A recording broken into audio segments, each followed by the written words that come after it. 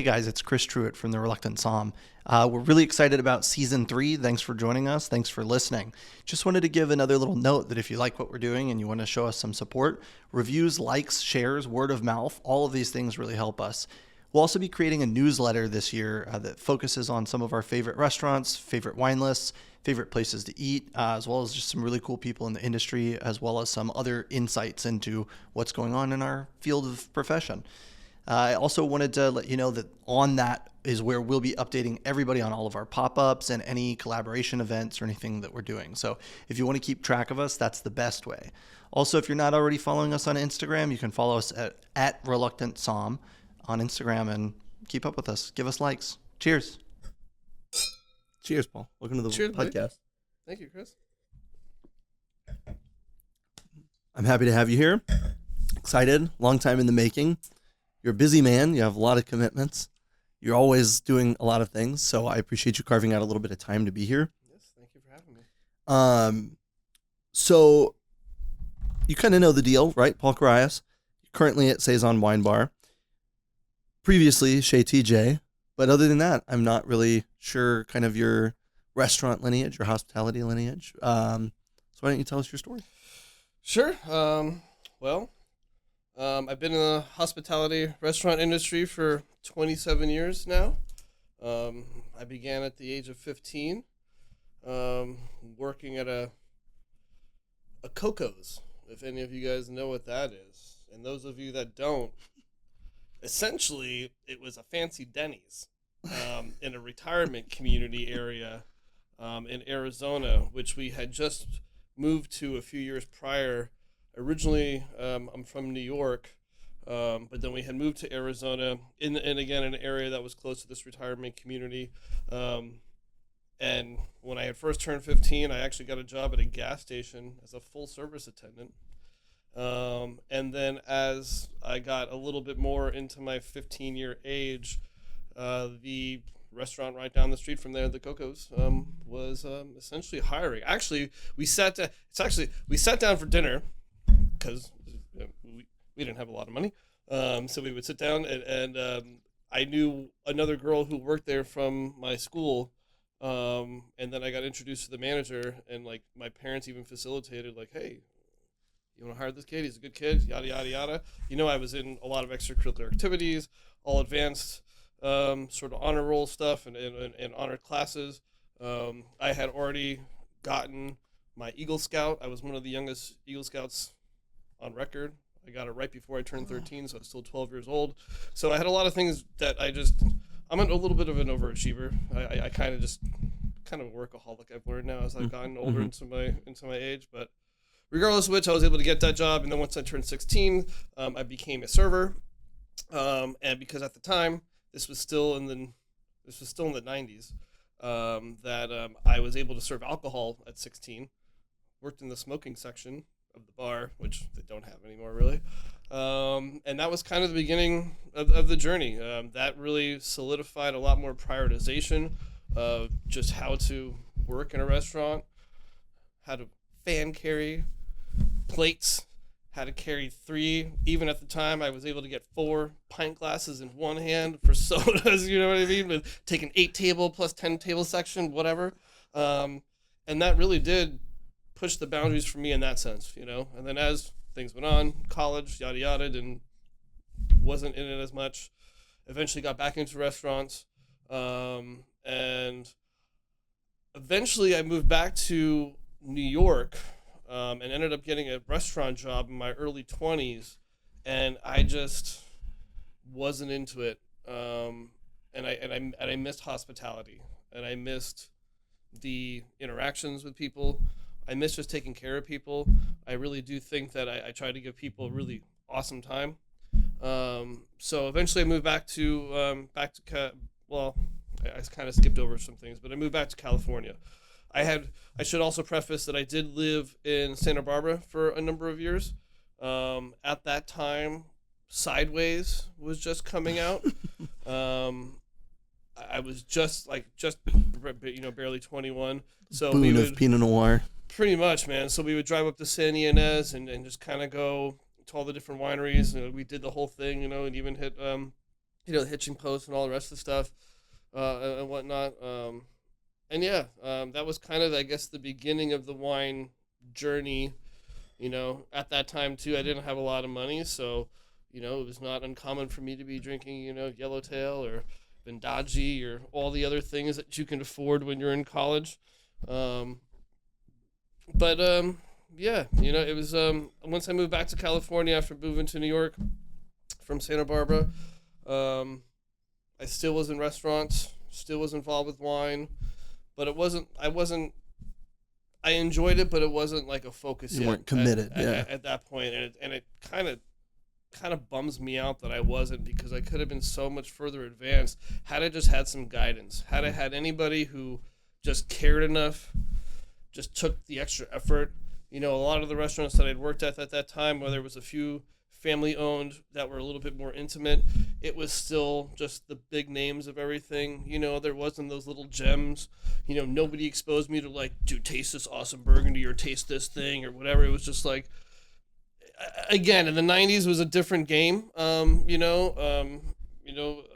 was a lot of Napa stuff too, which was great. But I wasn't exposed to all the breadth and depth of the world. Once I was up here, though, in the Bay, which I've been here now about 15, 16 years, something like that, things started to change. Before I worked at Chez TJ, I worked at a restaurant called Fleet Street in Menlo Park, which, if you know, it's been around for, I think, 40 plus years now. Jessie Zipcool, she was part of the slow wine movement and just the slow food movement in general. And it was the first exposure I had to just a higher quality, a higher standard, a higher standard of just food, knowing where it comes from, knowing how it's grown, knowing the ingredients, knowing the farming practices, which was a huge question, because once I was finally worked there for a little while, I got mentored by the wine buyer, who was very knowledgeable, Stephen Sequoia, shout out. And he taught me how to taste, not just subjectively for myself, but objectively, which is what you need to be able to taste for your clients, for your clientele, and to actually just analyze a wine for what it is, and not just if I like it or not. Because for one, I like all wines, unless they're flawed. But that also being and even said, a little flaw occasionally is acceptable. sure, But of course. yeah. And don't get me wrong, like I definitely have my biases here and there, but at the end of the day, because I do judge wines, and I do speak about these things, that I don't know, man, wine is a living organism. It is something that is unique on its own. Sometimes there is bottle variation, but at the end of the day, like this is life. This brings people together. This is why you and I are here right now, So it is one of those that I can start to get a little geeky about things, and this wine is really good. It's really good, yeah. Just for a little pretense, the 2012 Ramone Bouzeron. I'm so glad it's not like oxidized. This one's actually pretty sound. Let's get a little more there's a little bit, but it's, I mean, 2012. No, it's great. It's in great condition. Is it 13 years old now? 13, yeah. So yeah, so I was mentored. I really had a lot more context. I started to understand, again, wines, but at that restaurant, it was very California centric. So there wasn't really a lot of exposure to the outside world. I forget the rep's name, but I remember he was trying to just impart knowledge, because he had a book that wasn't just California, there was other stuff. And I remember him being like, what are the 5 grapes of Bordeaux? The 5 red grapes of Bordeaux. And it's like, oh, okay. And like just trying to rattle them off. And then like, even at the time, not remembering all 5 grapes. And like, now it's like, how do you not know the 5 grapes? Yeah. Like, it's kind of just like, all That's right. like tying your shoes at this point. Exactly. So it was one of those things. So it was a slow roll progression. I ended up leaving Fleet Street. For a minute, I did a stint at a restaurant called Bird Dog, where I was. It was a newer restaurant, newer concept, but it was very wine-centric as well. Had an advanced sommelier, Brent Jones. Shout out for him. that's where like wine education really started to come into play. Like, I was part of a group, a tasting group, an educational group. And while most of them were going for advanced because they were already certified, I had only passed my intro. It was a little out of my league in the sense. So I had a different progression of studying to where it's like I had to really pull back to where it's like, okay, we're talking about this region, but like, and you guys are going like really deep. I'm like, I don't even know the grapes. Like literally, can we just at least get there with me? Like, and I'm so glad to be in this advanced course, but also too, like, okay, like it was a wake up call for me as well. That like, while I thought I understood wine, I really started to now understand this is a total journey that's never going to end. This is a journey which is the one thing that I love about being in this wine industry, not only just hospitality, but wine specifically, is that you're never going to know it all. Yeah. There's always going to be a new AVA. There's always going to be a new law. There's going to be, global warming and changing of things and all this stuff. And that's the one beauty of it, is that, again, this living organism, hopefully we can still and capture some of these older vintages. But what's happening in the future, I mean, it's pretty incredible. And the fact that we're getting behind it now to look at that, I mean, again, that's the beauty of the wine. It's never going to end. So that being said, then I was also able to work there, and then also got a job at Chez TJ, which is one of the first California Michelin restaurants. And I was the assistant at the time. I basically worked more weekends and then would work at Bird Dog during the week, and because that just kind of worked out better. But that's really where I got my feet wet more, like in the Michelin program, understanding service standards and all that sort of things at a very, very high level. Not to say the other places weren't, but this is, white tablecloths and all the rest of the stuff. Like, there's no room for error. Right. So Currently a 2-star. No, they did have 2 stars at one point. Okay. When Chris Costa was there, and then he left to open Meadowood. Okay. Before it burned down, but it is currently just a 1-star. Okay. But yes, I was there for about 9 years, or just over 9 years.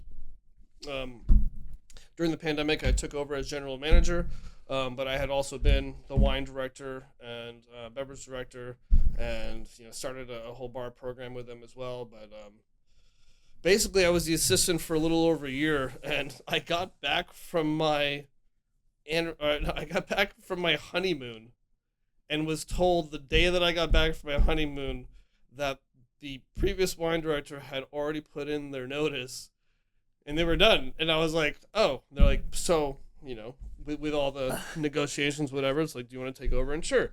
And I was told by the chef at the time, Jared Gallagher, shout out as well, one of the best culinary chefs I've ever worked with.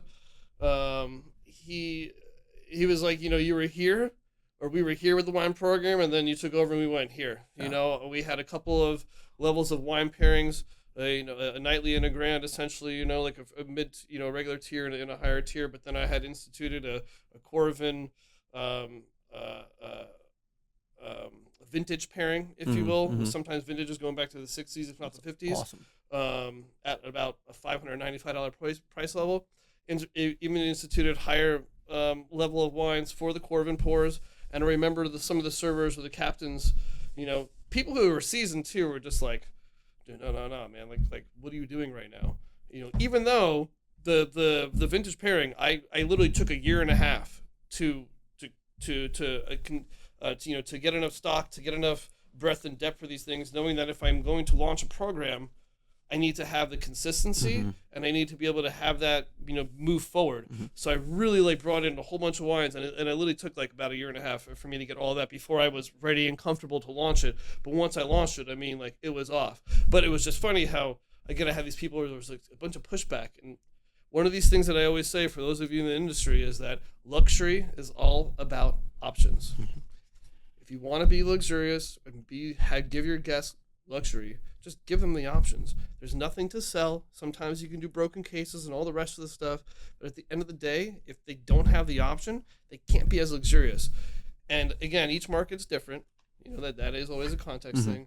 But at least at the restaurant that I was at there, I mean, in the first day, it was just like vintage, vintage, vintage. Oh, okay, this $70 now of Grand Cru Burgundy. Cool. Oh, I was pouring Chave 2015, 16, all this stuff. Hermitage, like $86 a half a glass. People are just like eating it up. Yeah. It doesn't matter. Yeah. Again, I let them be luxurious, and having those other components like a Coravin pour, things of that nature, helps to hold on preservation systems and things of that. But yeah, man, it was just one of those where doing these wine pairings, doing these things, wine especially too, I've learned in just myself that I'm a creative person, and that lets me have that creative outlet to do things, and I really just love to blow people's minds, which is why one of the best food and wine pairings is my Madeira and oysters, which I think you've had, right, Chris? No, I don't think so. Oh, well, then you and Bianca got to come in and have it. Yeah. So you're a restaurant. We can bring in the kid, right? As long as she's well behaved. Oh, yeah, no, 100%. And you should. And we will. Yeah.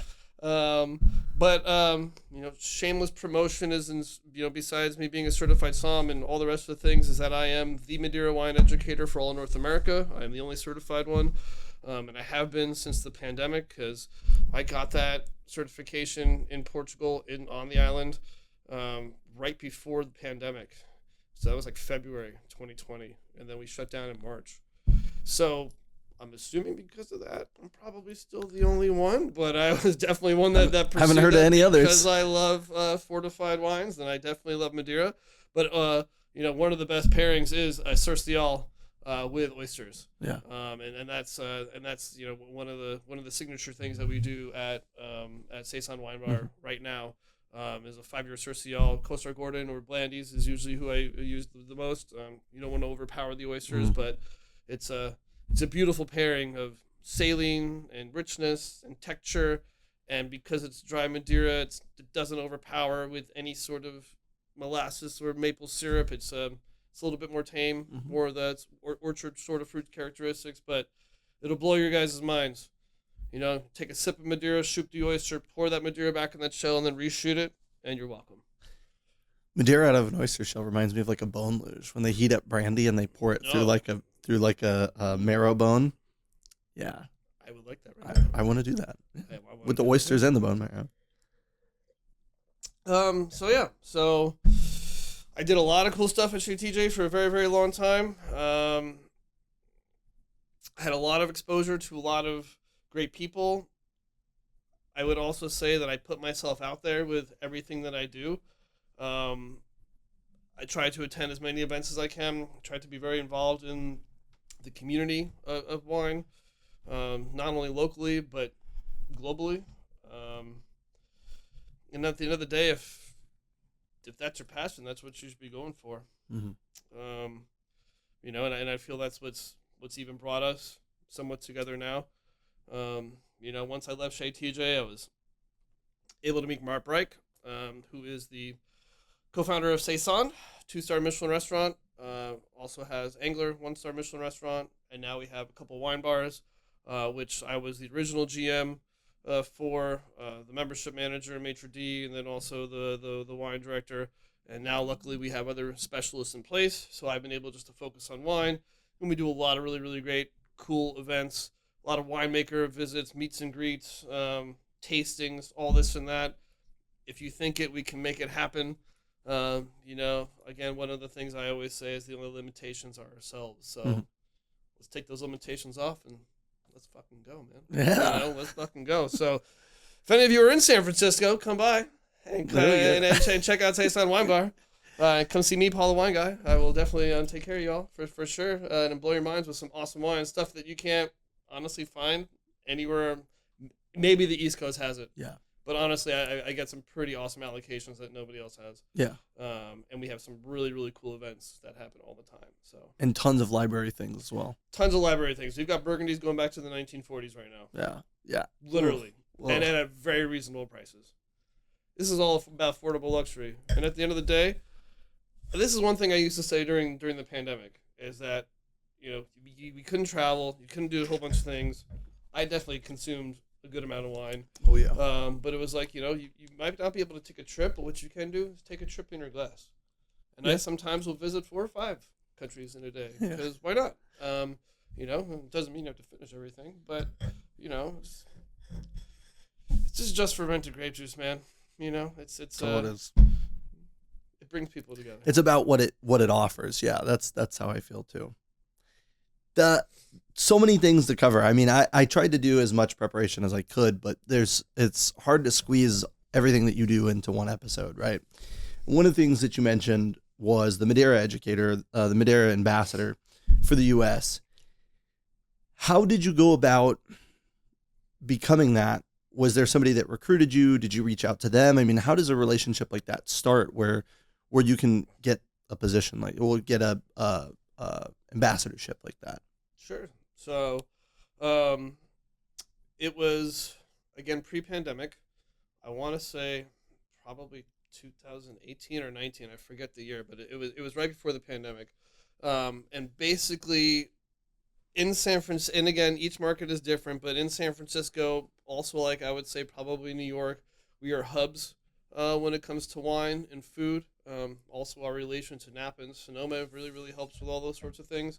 But we get a lot of exposure to stuff, and that's part of the thing that I used to do before was that I just attend everything that I can, because if I lived anywhere else in the country, if I got to attend one event of these things, I would like die. But the fact that I get to attend like sometimes 3 or 4 events a week, you know, lunches, tastings, this and that, and I get all this exposure, I feel it's almost a disservice not only to myself, to the fact of knowing that, again, there's always more and more to learn, but then also a disservice to my customers, because if I don't have a pulse, if I'm not understanding what's going on in the current market with the current vintages, the current things that are coming out, you know, then again, how can I do my job as a wine director for you know, essentially, you know, even though the wine bar can't be a Michelin, but like, you know, for a Michelin group, you know what I mean? Like you need to know these things, and you need to be on top of it. But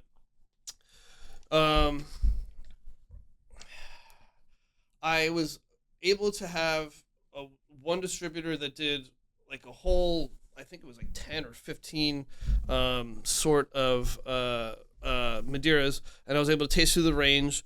And that's the whole thing when it comes to these Madeiras or other fortified wines, which is why I do a lot of flights and fortified flights at the Saison Wine Bar, is to make sure that people have context. If you taste a Cercial knowing that it's dry, and then you were to taste a Boual later on knowing that it's sweet, you would still know a little bit that it's dry and sweet. But if you talk to them in 6 months, they're not going to fully really remember or fully know the range. So giving people context, giving them 3 to 4 different things, whether that be Port Madeira or Sherry, is that, again, that gives people context. It gives them a reference point to understand, and also too, making sure that people understand that these are not only wines that are meant for. Oh God, I shouldn't say that. These are not wines that are meant for dessert, or just for like cheeses and nuts and all the rest of the stuff. Like I do, and I do this, and I've done it even in a Michelin setting of full-on Madeira pairings or whatever else. Yeah. All savory courses. So again, just giving everybody context. Long story short, had one distributor tasting, which was amazing. It was like 2 weeks later, like 2 months later, there was Wines of Portugal came out, and all the Madeira people were there. So I got to taste everybody's full range. It wasn't just the one producer. So I was able to taste full range. So I was able to be like, I like this person's 5-year Boual, but I like this other person's 10-year Boual, or whatever. You know what I mean? Yada yada. I was able to start to cherry pick in my own brain of what stood out to me the best as the quality for their ranges, because while the Madeiras are similar, each house has a different style. And then Rubina Vieira, shout out for her, from Madeira, from the IVBOM, which is the basically the Madeira Wine and Textiles group, who's the certification for everything. They started a Madeira Wine Educator course. So I was in the second class, and I had just I should first say, I actually need to back up. Rubina was coming out from Madeira to the U.S. She did a course with David Glancy at the San Francisco Wine School. That's in South San Francisco. Shout out to them as well. Love you guys. That it was a food and wine pairing class, which is exactly at the time of working at Chez TJ. That's what I do. This is amazing. I want to have Madeira, and I want to understand better food and wine pairings that are not, again, this whole stereotype of just cheeses and whatnot and desserts. Like it's not that. Like this has a whole range, breadth and depth. Like it's insane. So took the class, got multiple food courses. I think it might have been 6 or 8, whatever. But it was a good amount. You know what I mean? And you could see the full range from dry to sweet, the whole thing. Why these worked with different components, and that's where just a lot of just all the bells and whistles went off, all the aha moments.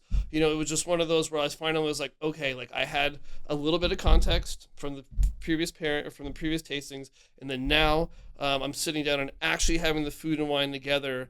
And again, this is what I do, and I love to blow people's minds. So the fact that my mind was being blown, where I was just like, okay, like again, let's fucking go. So I immediately brought that back to Chez TJ, to the wine pairings, and basically just instilled that every single level of pairing is going to get some sort of fortified wine, hopefully Madeira, or like a sake, or such as something off the beaten path. And it really, really started to make me think more and more outside of the box. It pushed my limits. I just went down so many rabbit holes, and man, did I outdo myself. I really hate to toot my own horn in that sense, but I have plenty of people that will confirm that I mean, I just, like, again, like, let's go. Yeah. We're the only limitations are ourselves. So I just went for it, you know what I mean? And just pushed the limits, did a lot of really, really cool stuff, brought in a lot of older Madeiras, and started to just give people the experience that of luxury. You know, that this is an important product. This is a product that spanned the globe. This is a product that our forefathers all drank. You know, we toasted the the Declaration of Independence to all this sort of stuff. You know what I mean? I mean, it's important context for history and for wine around the world. You know, and important too in the Americas, because the Navigation Act was this whole circle drawn in Europe that excluded Madeira, which is why it wasn't taxed, which is why we drank so much of it. And I'm so bummed I don't have more. But yeah, so I think that's the long and short of it. So then I went to Madeira. I took the course, did my whole thing, came back. Again, the only person in North America that I'm aware of. And then there was another guy from South America, from Brazil. I think he's still the only other one. But then, pandemic happened. Everything shut down. We reopened. And I've continued now to do Madeira courses and tastings and things. I've been very fortunate to work with the Blandies a lot in the Madeira Wine Company, but just along as well as everybody else. I've taught SommCon for all these sorts of things, as well as Sommelier Choice Awards. And, you know, it's been good, man. Yeah. You know? Good. Yeah. Let's put on our teacher cap for a minute. And, you know, for a lot of people, I think, even for me, Madeira can often be like a really intimidating category. And I think that you touched on a really great thing, right? It's like not pitting it into the box of it has to be with dessert, right? So when you're thinking about pairing something like Madeira, I mean, what are kind of the main characteristics you're looking for? You were mentioning an oyster. It's kind of the salinity and richness factors that you're looking for in a drier style sherry. Correct. But if you were going to pair it throughout a course, Drier style Madeira. Drier style Madeira. What did I say? Sherry. Sorry, drier style Madeira. See, there we go. Uh-huh. So when you're thinking about pairing something like this, I mean, is it more specifically like house to house? Do they call them houses? They're not lodges, obviously, like ports, but a house. Either way. All right. So, you know, is it more like house specific, or is it more style specific often? I mean, you know, just give us a little more kind of insight into it. Yes and yes. Yes and yes. Okay. Both. Yeah. Style specific, yes, but then also each house has, you know, a different quote unquote recipe, if you will. So while you may be able to do a full range, let's just say something not too complex, but just like a tenure boual. Mm-hmm. If you were to taste each house's tenure bouals, while stylistically they are the same, they will all have some variations because their own house recipe is slightly different. You know, so a little different residual sugar for each. Got it. Okay. and that is to where it's like, you know, for instance, Coastguard Gordon's tenure boual has slightly less, a couple grams less residual sugar than Blandy's. I see. Tenure Buol, even though it's the same winemaker with the same house, it's 2 different labels.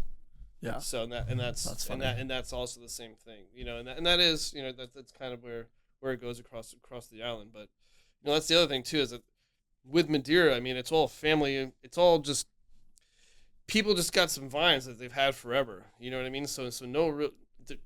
It's very limited the houses that actually have hectares of vines.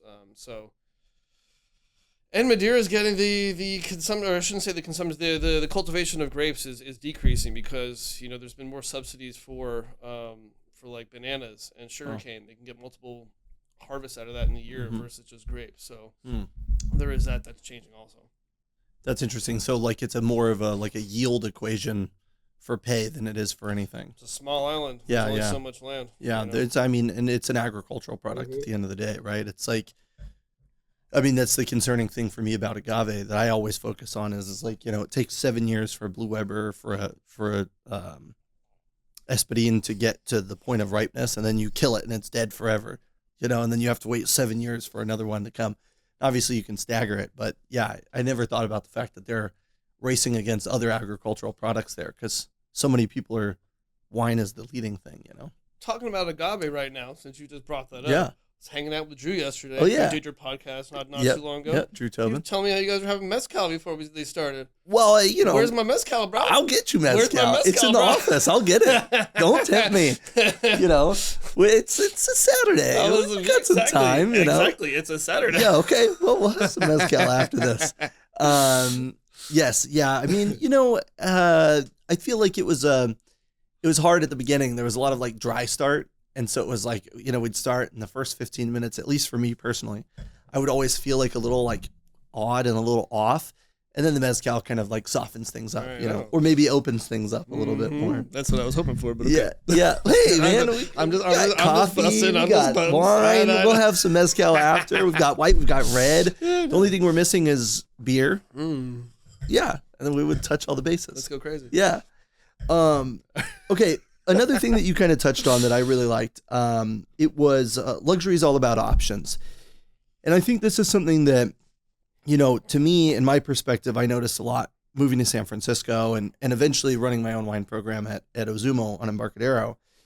I started getting asked to put more expensive wines on the menu. And I thought, like, there's no way somebody's going to buy this, right? And the immediate pushback that I got from John Lancaster at Boulevard was, you know how many bottles, how many $1,000 bottles you sell if they're not on your menu? 0.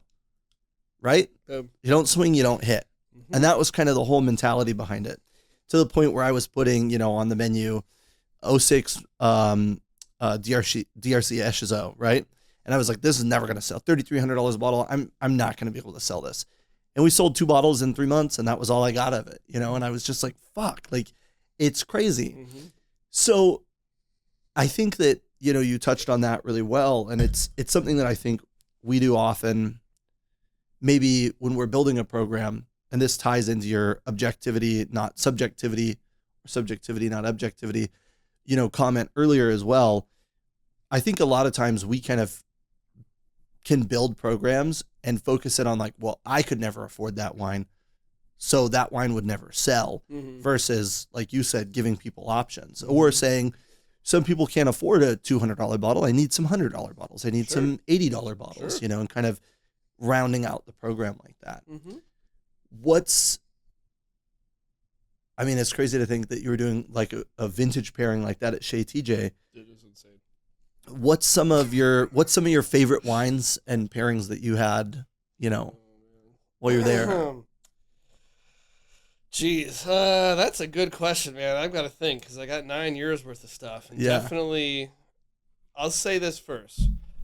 I will say that I'm very grateful to the fact that ownership, at least at the time, as well as the chefs at the time, gave me the platform and the ability to be creative and to just let me roll with it. So that's first and foremost. Because again, I can understand limitations, which I've had in the past before, which can be slightly confining, slightly constricting. And if you really, here's the thing when it comes to wine pairings, because I do eat at a lot of Michelin restaurants. I eat at some of the best Michelin restaurants around the world. 2-3 stars, 50 best, all the stuff. And I always like to get at least one wine pairing to share with my wife, unless we're going to do, two, grab a bottle, whatever else. But I always am just curious of what other somms and other people want to pair with their food and the components of the food, because and I am not a chef by any means, but I do understand that, the different components. This is what makes the bite what you're looking for. Mm-hmm. And this is now this added extra element. So this is essentially another ingredient. So if you think of that as an ingredient, as something that works well with the food, you have to then either trust yourself enough and have the chef trust you enough that they're okay with just making the dish mm-hmm.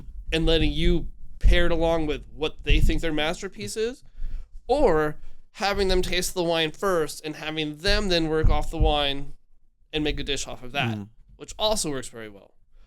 I've done much more in my career of somebody makes something awesome and then I just help to augment it. Yes. Yeah. Well, not necessarily. I just help to hopefully give it a fucking awesome platform mm-hmm. to make it even better. Mm-hmm. You know what I mean? Which is also, sometimes hard to do. But that being said, it's one of those where I say, one, don't limit yourself on that sort of thing and just go for it no matter what. But also just have context of what things are. Classics is classic, but also at the same time, you got to think outside of the box. I forget the restaurant I was at. It was a Michelin restaurant. It was a Korean restaurant that's not around anymore. But this Somm, it was a tomato dish that we got. But prior to that, I got a white wine, and it was very flat, very bland, very slightly watery. I was just like, I don't even understand this wine. I was still already working Michelin, at this point. So whatever. But then the dish we got was this tomato dish. So it had higher acidity going on in the dish itself. And once you had it with the wine, since the wine wasn't acidic, that's what helped that dish. Mm-hmm. Because what else are you going to pour, with something that's super, super acidic and keep it white and keep it to where you're not overpowering the tomatoes and the rest of that. So that was a cool pairing. Mm-hmm. Again, I've done a lot of crazy Madeira pairings. I've done squab with 1920 Buol, but that's because we had like a walnut puree. You had a squab jus with things, and I forget what else, but that blew people's minds. I did another one with a tenure Verdejo of Blandies when I was at San Francisco Wine School having a Somm Slam, and we had it was essentially sea bass with a tarragon cream sauce, but had some carrots, which are also sweet, and then the golden raisins, it was the golden raisins that really solidified it. But hitting that with a Verdejo Madeira, I mean, cutting through the richness of the sea bass, but then also having the tarragon cream sauce and like any weird sort of like herb or like asparagus or artichokes and all that weird stuff always works with Madeira as well. That's cool. So hitting it with all those things and the sweetness then of the carrots and the thing. I mean, people literally were. I mean, this was like a big like charity event. People were getting up out of their seats and just like, dude, Paul, what you just blew my mind. So it's one of those things where, again, it's like just go for it and just just make sure things are balanced. But yeah, it's been an interesting journey when that all that stuff comes into play because. Luckily, I've been exposed to a lot of things, and I don't limit myself on that. And yeah, you just gotta keep pushing. I think you offered a lot of really great insight there, especially when it comes to pairing with things like asparagus and artichoke, because I feel like that's something that can often become like the pairing with a red meat can sometimes be a little less intimidating because you have a wide breadth of things to pair with it, right? But something like asparagus or artichoke has a little bit more of an austere flavor and usually is relegated to like Gruner, Sauvignon Blanc, like kind of catch-alls. So it's really interesting to know that you can pair Madeira with things like that because I don't know. I mean, again, it's so hard to not just throw it at the end of the meal. Well, and again, to everything you just said, those are classic pairings, but also too, if you're really trying to do your job, if you're really trying to blow people's minds, don't fucking make a softball throw. Mm-hmm. Don't just do duck with goddamn Pinot. Don't just do a steak with Napa Valley Cabernet. Mm-hmm. Like, those all work, obviously, for a reason. but like it's just so basic, dude. Right. Like Push the envelope. yeah, and Yeah. I mean again, that's all great, but Mhm. also then too think about the other components. You know, you do need to think about the sauces. You need to think about whatever other vegetable or whatever garnish is on there. You know, because maybe a Napa Valley Cabernet is the most appropriate, but who knows? Maybe a Coup Noir Cab, you know, from Australia could be pretty awesome. Or Mhm. like, you know what? Honestly, just classic Bordeaux. So it is one of those where, that's one thing that gets me sometimes upset when I do wine pairings. Is there is sometimes with softballs where I'm just like, all right, dude, like that was cool, man. Yeah. Like, I know it's a no-brainer, but also Right. at the same time too, like it's a no-brainer. So Yeah. how much thought did you put into that? Yeah, You know, exactly. like, and again, no discredit to anybody who do that. I've definitely done that. Don't Yeah. get me wrong, especially if you're in a pinch and you got to get something down. Something you know changes what works, last minute. but if you do have the time to do a little R&D, do the R&D, man. Mm-hmm. Give the people an experience. Give yourself an experience. I get tired of doing the same shit. Yeah. I need something that's going to excite me. You know, this is the world of wine. This is the world of food and hospitality. And we have it. We literally do have it all at our fingertips. We get the best of the best. So let's go. Yeah. You know? Yeah, in California, I mean, you mentioned this earlier as well. In California, New York, you know, some of these major markets, we have access to some of the best wines. And then to tie into that, like you said, your access to some even more allocated wines or harder to get wines on the West Coast, right? Because so much lands in New York and New Jersey that doesn't make it all the way out west, right? It's fascinating. I mean, some of the things that I see you pour and some of the things that I see offered online on Saison Cellar's website and things like that are like, I'm like, how do they get this? You know, how do they go about getting it? Yeah. So you know, the idea of kind of like pushing the boundary is something that I think you nailed. You know, it's one of the things I also get excited about when you see a Michelin star restaurant pouring sake with things. It's like we're stepping outside of the box now. We're realizing that we have incredible ingredients, we have great wine, we have access to all these amazing things. So let's pile it all together instead of just maybe the autopilot pairing like we were talking about earlier.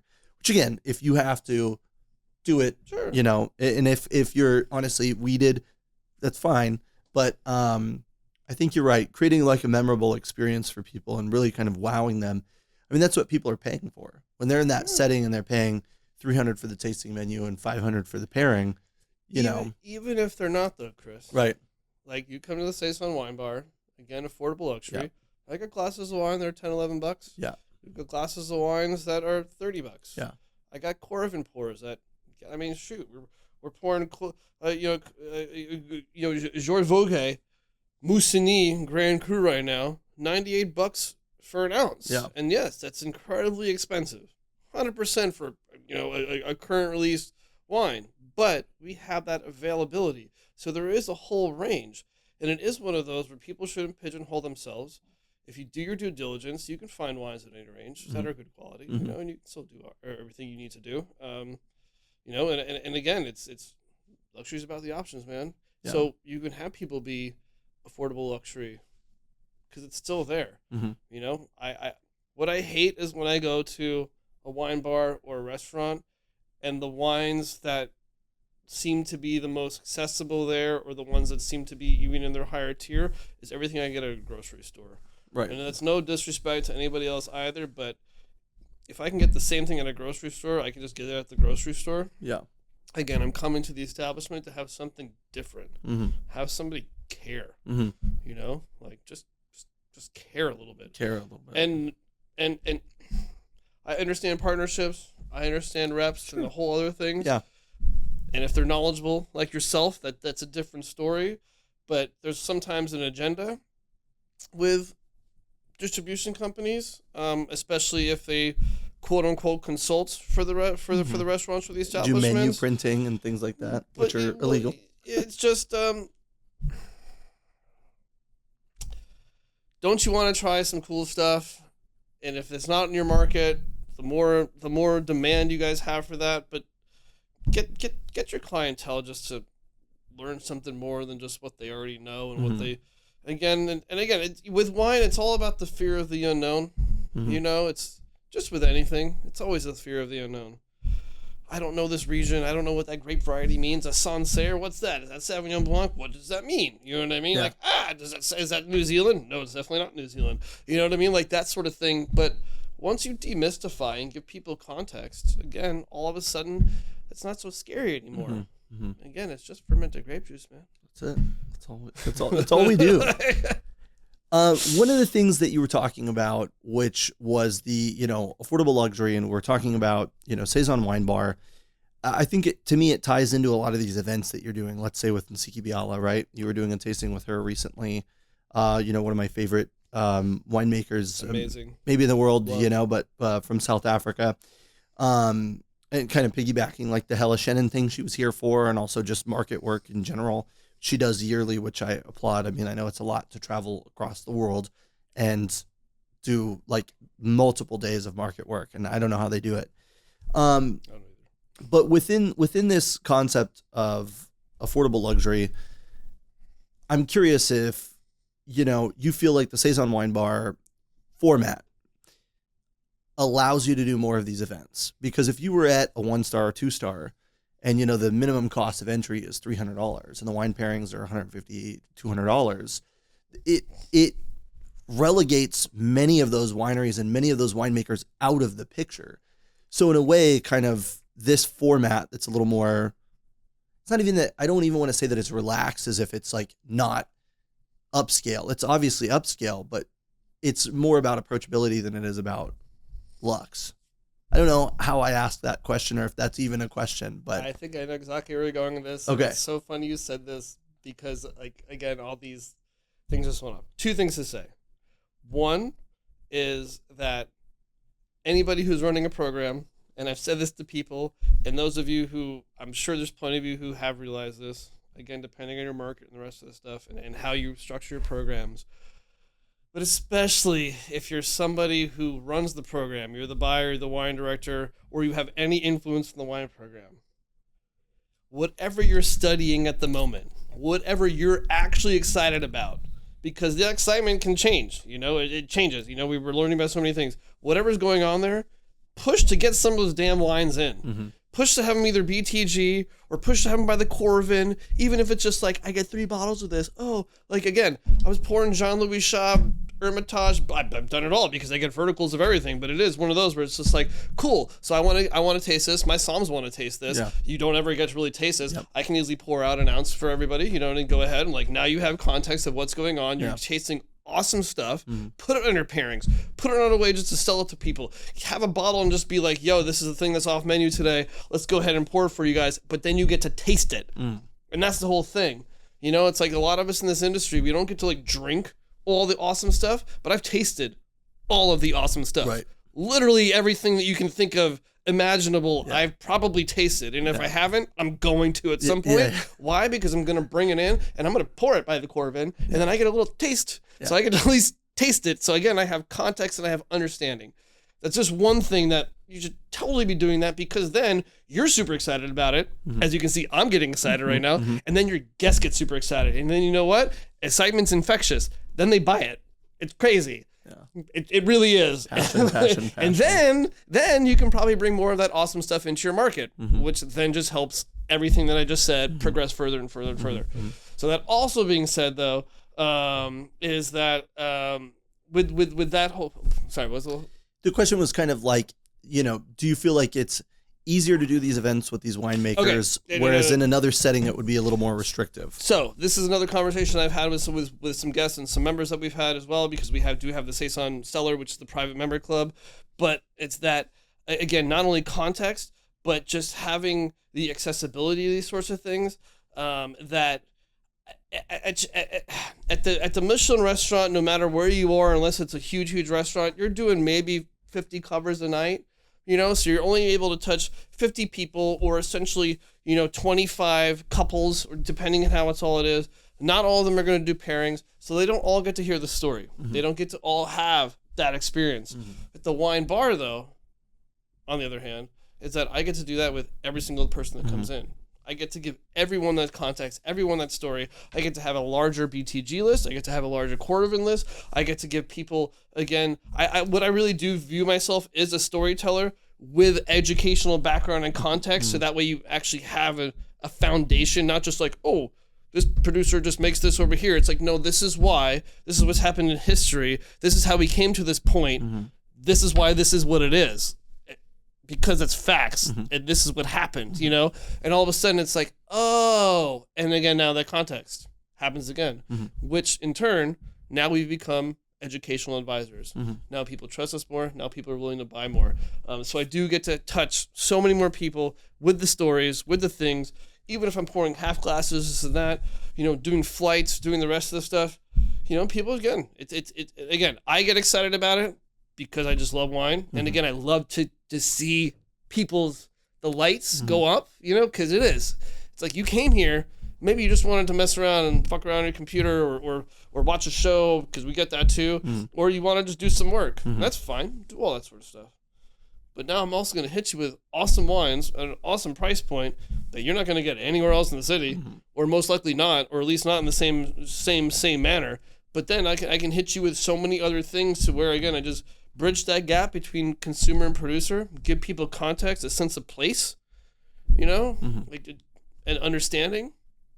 And once we have that, then our wine journey just helps to be furthered.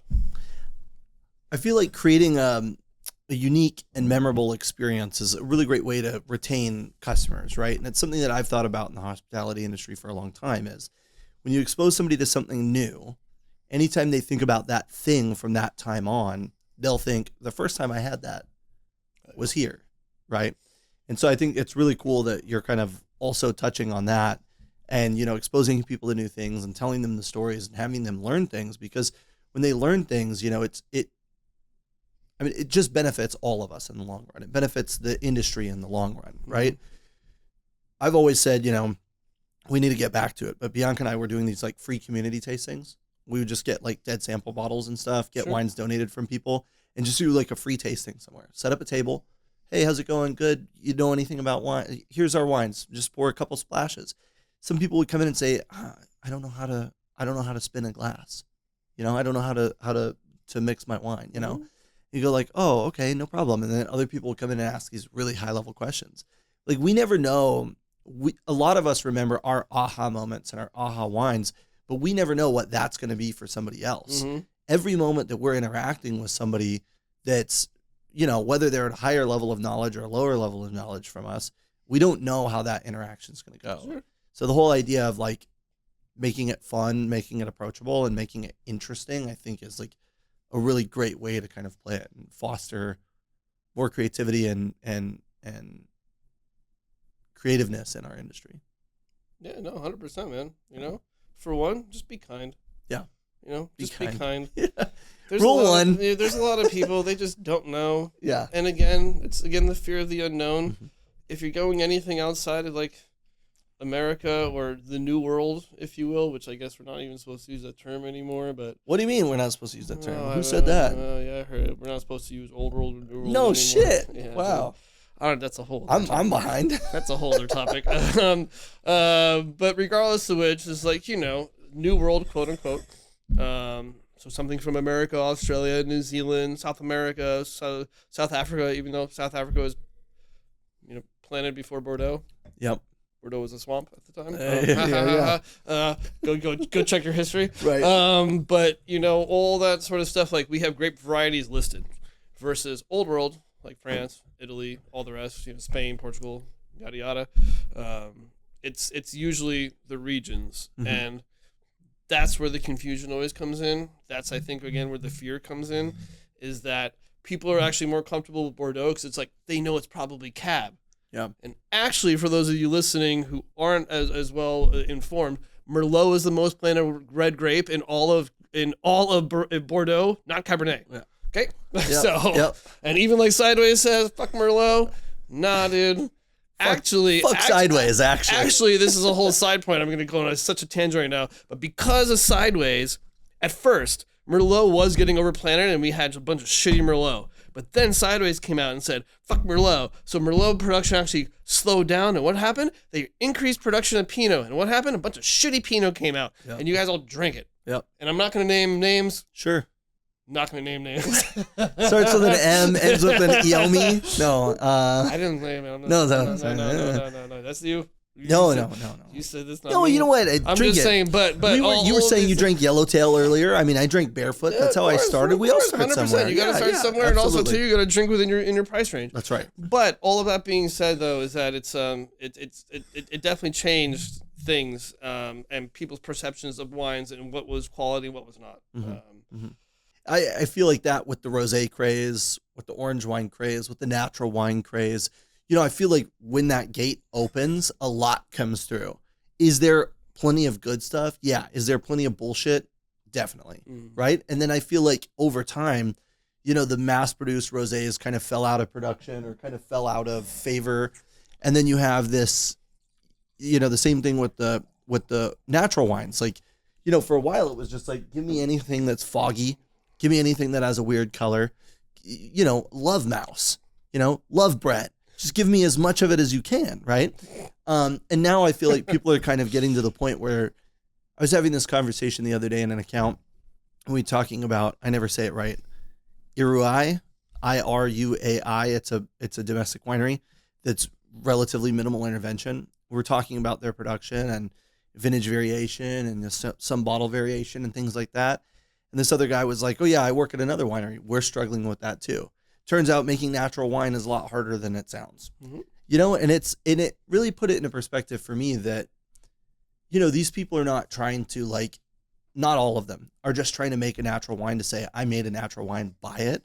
A lot of them are still trying to learn and understand, like, what it takes to get to a certain point, right? Like, and I said this in the last podcast, like, Foillard didn't become Foillard overnight. You know, it didn't happen that way. It wasn't like he was just nailing it every vintage from the moment he opened his eyes, right? It took time, it took experience, and it took kind of evolution. That was my tangent. Anyways. Well, then pull it back, because I went off on that tangent and now I forget where we were actually going with that originally. No, it's fine. I think we were kind of touching on a few different things. We were talking about people learning about wine, making wine more approachable. We were talking about, you know, people getting into wine, mass-produced Pinot Noirs, Merlot, Sideways, Bordeaux is where we were. It's all about that, as my old wine instructor used to say. In the old world, it's all about that place. And you were kind of talking about how people often think, like, yeah, that's Bordeaux's right. mostly cab. So just again, the perception, that fear of the unknown. What I was kind of going back to before, which I mentioned already. It's just, yeah, you know, that's again, people in our industry. What we do is giving people, again, that context. We need to not necessarily take their hand, but just speak to them. Don't speak to them like a child. Speak to them like an adult, and just, there are facts. There are certain grapes grown in certain regions that's named after the region, but those are the grapes. It's not a variation of the grapes. Like, Sancerre, white Sancerre is Sauvignon Blanc. Yeah. It is what it is. Yeah. But it is that area and that region, that style, and there's a reason that it is that way. Different than, say, you even go a little bit more in the Loire to, like, Touraine and have Sauvignon Blanc. They are different, you know, and there's a reason for that. Have that understanding, so then you can have that conversation with your guests. And it doesn't have to be a long conversation. This is another thing. For you young somms out there, you young people in the wine industry, or people that are just learning in the wine industry, you don't have to be young. For the other people who are veterans and have been here for a while and have been in the wine industry for a while, I think you can understand this. And I was told this by somebody, and I always like to say this because it does give a lot of context. Young somms, you always want to make sure people know that you know information, and you got to, like, tell people that you know things. Trying to prove yourself. Essentially. Whereas the older somms, or the older people in the generation, they're, again, just here to give you information. And there's a difference between selling and letting people buy. I don't sell people wine at all. I do have people buy thousands upon $1,000 bottles of wine, but that's because not only did I give them the platform to do so, but because I gave them context. I gave them context that's accurate and correct based upon vintage, region, or all the rest of the things. If I don't know the answer, I'm not going to lie. That hinders my integrity. Mm-hmm. What I will say though is that, you know what? Let me double check. I don't want to misrepresent. Let me go find out. I'll either check, which is what I'm probably going to do, is Google, or I'm going to go talk to my wine director or whoever else may be available. Right. To that may have more context. So it's one of those things too, to where you can have so many things in place, but at the end of the day, as long as you're not inhibiting again the integrity, not making somebody feel stupid because they don't know. Somebody's like, "Oh, I didn't know like Merlot was the most planted red grape in Bordeaux." Okay, that's fine, man. That's cool. Yeah. You thought it was you thought it was Cab, and yeah, man, there's a lot of that planted on the left bank, not on the right bank. But hey, just so you have context, it's all this. Oh, hey, there's a few other grape varieties as well. That again, because I have had guests and some very good guests who are like, I only drink left bank Bordeaux, and then all of a sudden I'm pouring them like Petit Figeac, and they're like, this is awesome, and I'm like, that's mostly Merlot, right? And they're like, what? And I'm like, like. Well, the classic is when you're working in a restaurant and they're describing a wine that is, I like Cab, and then they describe the characteristics of it, and you go, that is a Merlot description. So here's another one, and I'll give a shout out to this dude, Advanced Sommelier Anthony Mueller, who probably a lot of people know. He's written many things for magazines and whatnot. But there was a thing that was going on during the pandemic where we're in a little wine group thing, and somebody was talking about like, oh, somebody wants a really big bold red, a sweet red, this and that, yada yada yada, and we went off on all these tangents. And his comment, which resonated with me, was that I was working at a restaurant. Somebody asked me the same thing. I gave him the biggest, most alcoholic red that we had, some Cab, whatever it was, and the guy's like, it's not sweet enough. I think probably it was even a Zin. Well, then he comes back and he's just like, all right, pours him blind another red wine.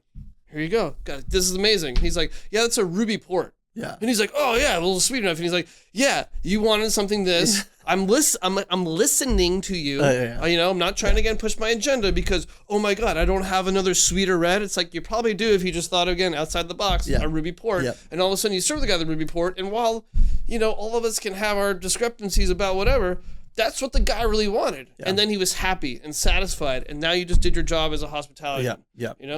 So.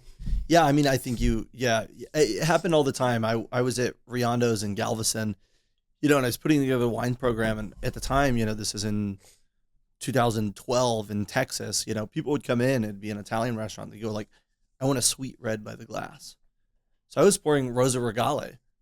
And I was like, fuck it. This is my sweet red by the glass. Porchetta d'Acqui.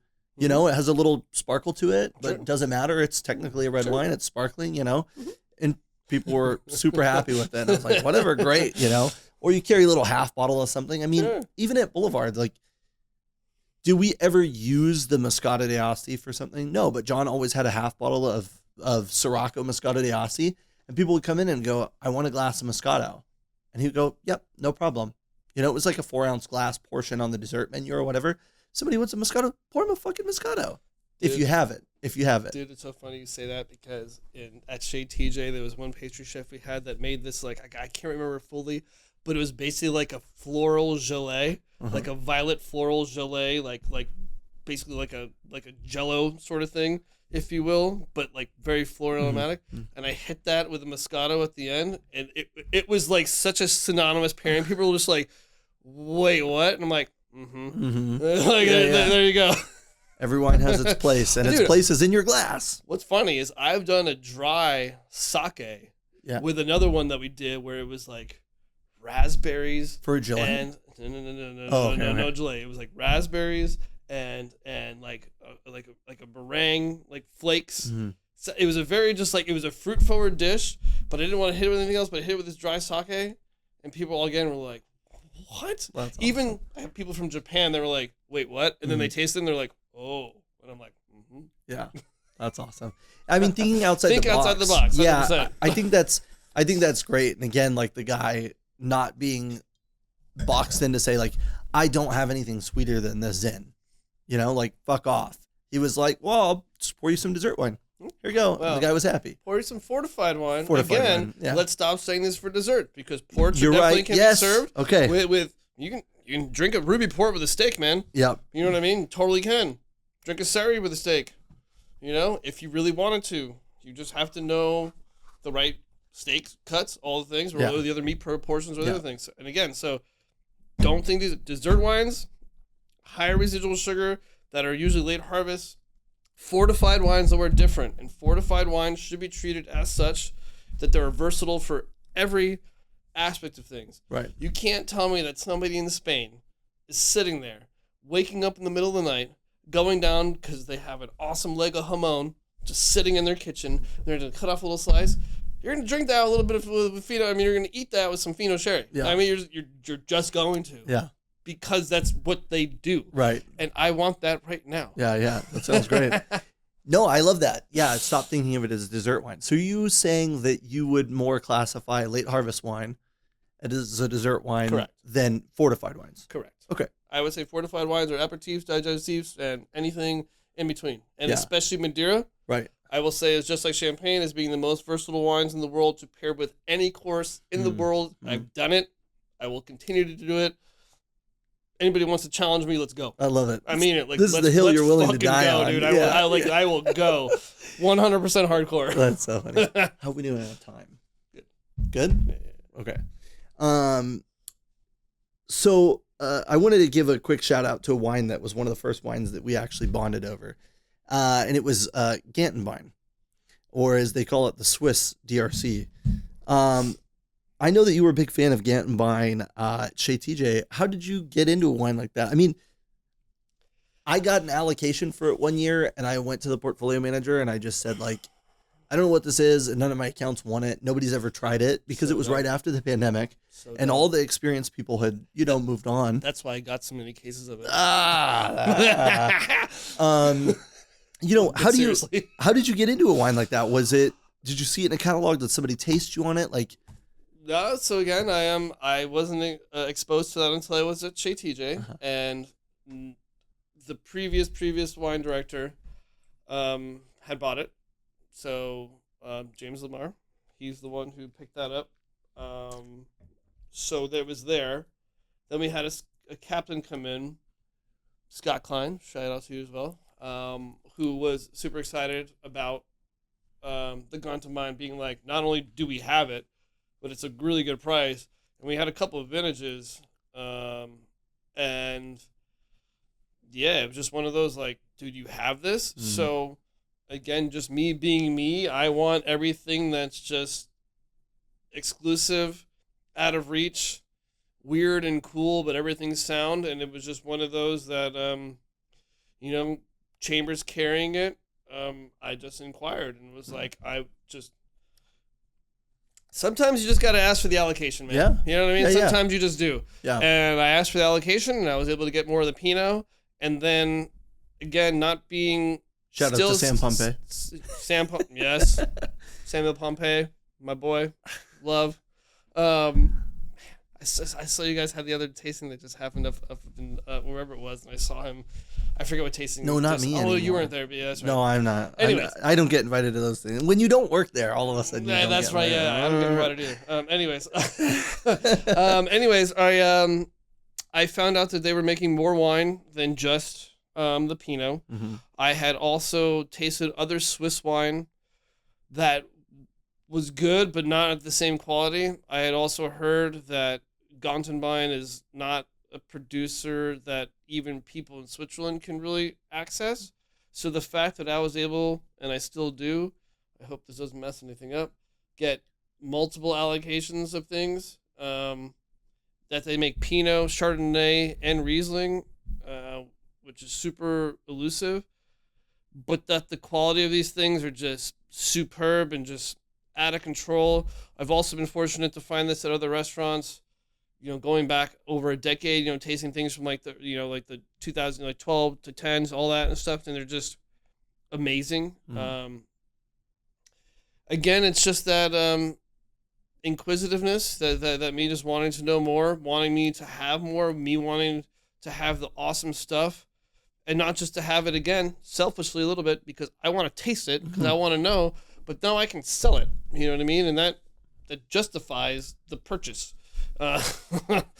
because there's no other way you can get it otherwise, really.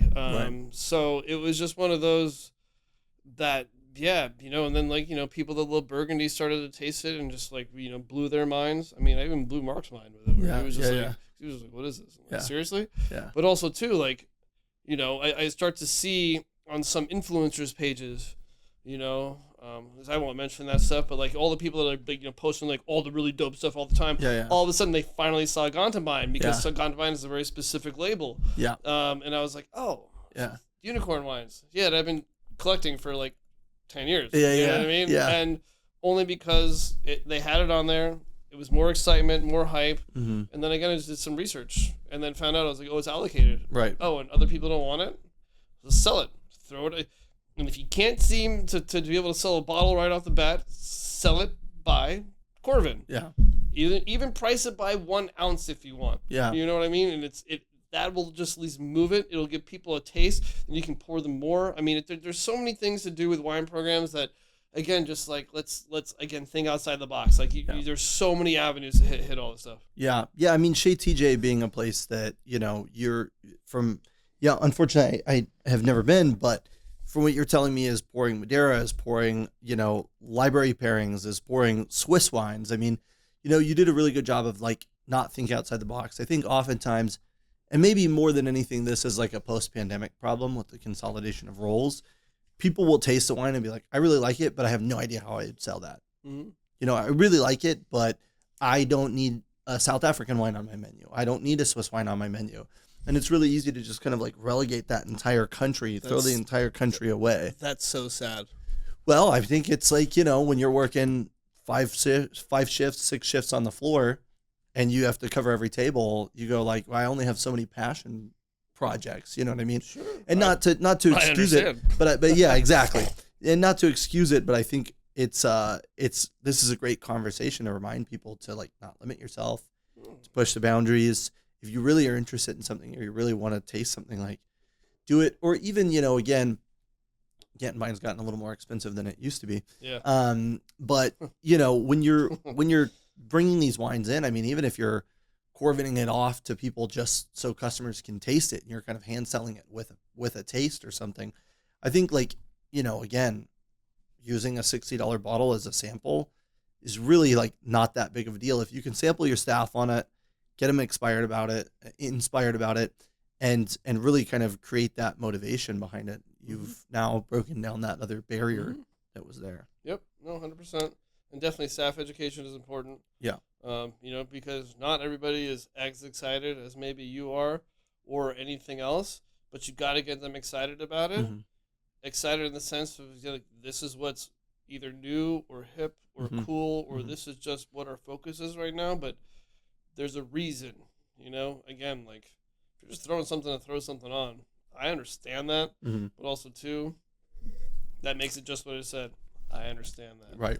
I've done it. Don't get me wrong. Yeah. But at the same time, when you're excited, when your staff is excited, and you sell more stuff. Customers can feel it too, right? Yeah. There's so many times I've gone in and a Somm walks up to the table and they're like, "Oh, hey, how's it going?" I say, "Good."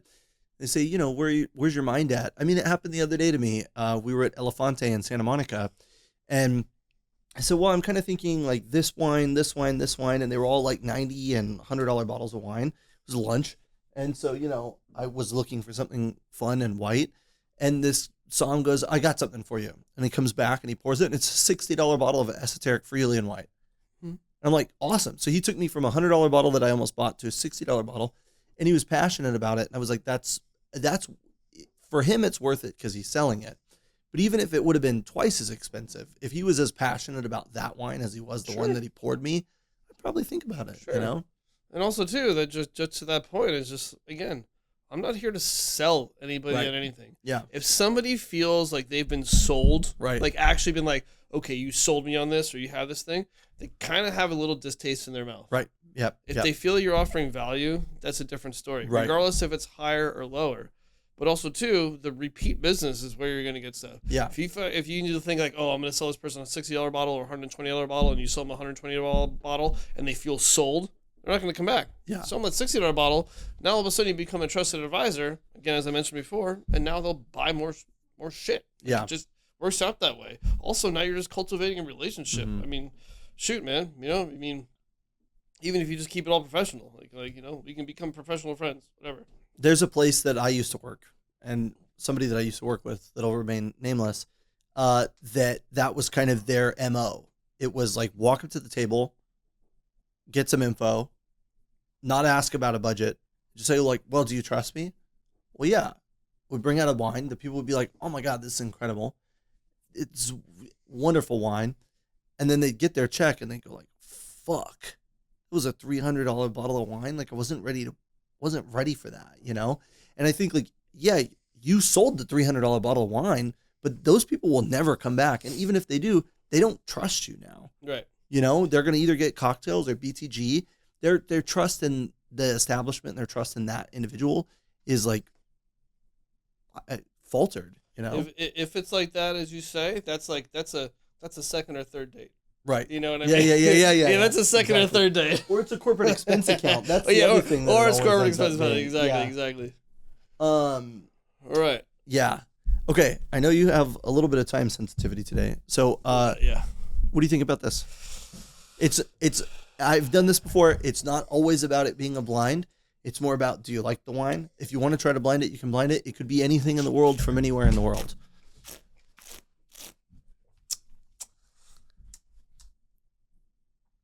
I think I go 2 ways. I'm thinking it's Pinot. Possibly it could be Grenache, but I'm thinking it's Pinot. Mm-hmm. New World. I'm thinking here in California. Possible Sonoma.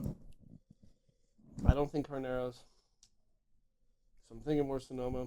It's got a little bit of age on it. I don't know where in Sonoma, though. Either Sonoma Coast or West Sonoma Coast. That's where my head's at. Okay. You like it? Yeah. Okay. Very nice. I mean, I wasn't sure that I didn't know that you were going to bring Rame, but no, it's the worst.